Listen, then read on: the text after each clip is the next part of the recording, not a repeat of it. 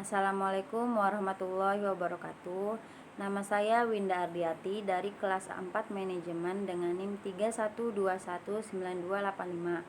Saya akan mempresentasikan materi yang berjudul Sistem Pengendalian Manajemen dalam Penyusunan Anggaran.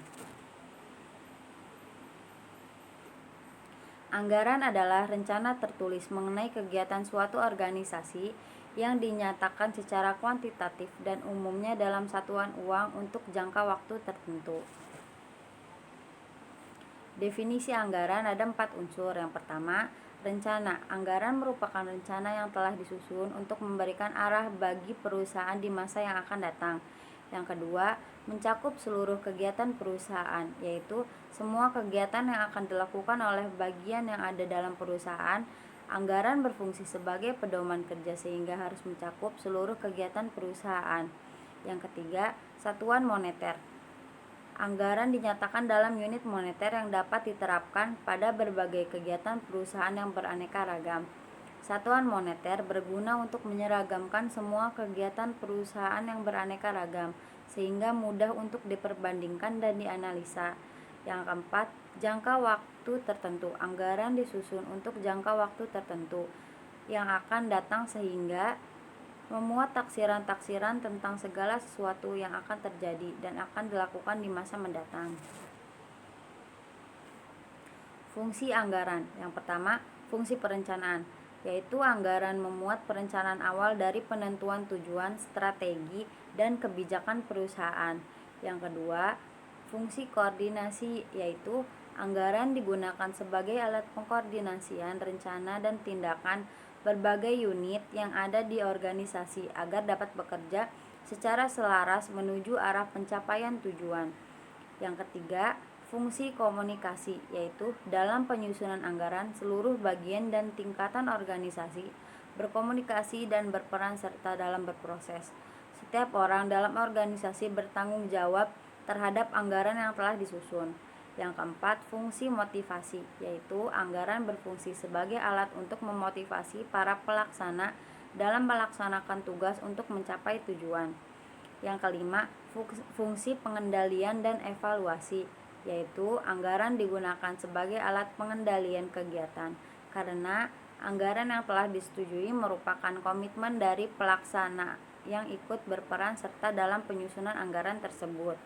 Yang keenam, fungsi pendidikan, yaitu anggaran berfungsi sebagai alat mendidik para manajer mengenai cara bekerja secara terperinci pada pusat pertanggungjawaban yang dipimpin dan menghubungkan dengan pusat pertanggungjawaban lain dalam organisasi yang bersangkutan. Manfaat anggaran. Pertama, anggaran digunakan untuk menentukan rencana strategik.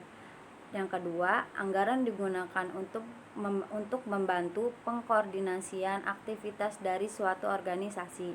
Yang ketiga, anggaran digunakan untuk memberikan tanggung jawab terhadap manajer agar menginformasikan kinerja manajer. Yang keempat, anggaran digunakan untuk standar pengevaluasian aktivitas manajer. Karakteristik anggaran. Yang pertama, anggaran mengestimasikan potensi laba dari unit bisnis tersebut. Yang kedua, dinyatakan dalam istilah moneter walaupun jumlah moneter mungkin didukung dengan jumlah non-moneter. Contohnya, unit yang terjual atau diproduksi. Yang ketiga, biasanya meliputi waktu selama 1 tahun. Dalam bisnis-bisnis yang sangat dipengaruhi faktor-faktor musiman, mungkin ada 2 anggaran per tahun. Misalnya, perusahaan busana biasanya memiliki anggaran musim gugur dan anggaran musim semi. Yang keempat, merupakan komitmen manajemen yang berarti manajer setuju untuk menerima tanggung jawab atas pencapaian tujuan-tujuan anggaran. Yang kelima, usulan anggaran disetujui dan ditinjau oleh pejabat yang lebih tinggi wewenangnya dari pembuat anggaran. Yang keenam, setelah disetujui, anggaran hanya dapat diubah dalam kondisi-kondisi tertentu. Yang ketujuh, secara berkala, kinerja keuangan aktual dibandingkan dengan anggaran dan varians dianalisis serta dijelaskan.